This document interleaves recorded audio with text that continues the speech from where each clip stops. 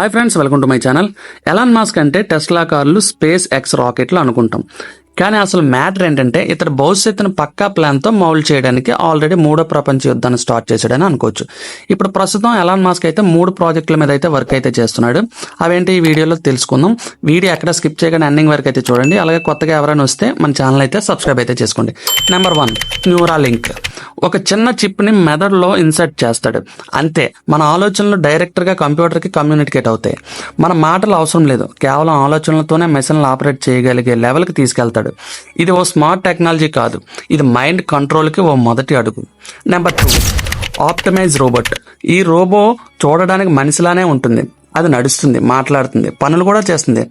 ఇప్పటికే టెస్లా ఫ్యాక్టరీలో training start అయింది. ఇది పబ్లిక్కి వచ్చేసరికి బాగా జాబ్స్ మీద ఎఫెక్ట్ అయితే పడుతుంది.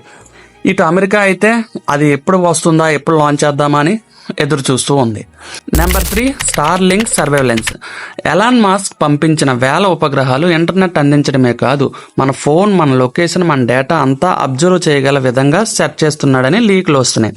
ఇది చూస్తే మనకి ఫ్రీ ఇంటర్నెట్ ఇవ్వడం కాదు, మన ప్రైవసీని, ఫుల్ డేటాను చెప్పడమే ఈ ప్రాజెక్ట్లో అసలైన హైడ్ ఇన్ ఎయిమ్ అని టెక్ వరల్డ్ చెప్తుంది. ఒకవేళ ఇవన్నీ సక్సెస్ అయితే మనిషి బ్రెయిన్ రీడ్ చేయగల చిప్, మనలాగే ఉండే రోబో, మన జీవితం అంతా ట్రాక్ చేసే ఉపగ్రహాలు. ఇది భవిష్యత్తు కాదు, టెక్నాలజీకి మనిషి బానిస అయ్యే మొదలు. సో ఫ్రెండ్స్, ఈ వీడియో చూసిన తర్వాత ఇవన్నీ ప్రాజెక్టులు వస్తే మీకు ఏమనిపిస్తుంది? ఒకవేళ వస్తే మనకు ప్రాబ్లం అవుతుందా, లేకపోతే మనకే యూజ్ అవుతుందా? సో ఏదోటి కిందనైతే కామెంట్ అయితే చేయండి. Thank you.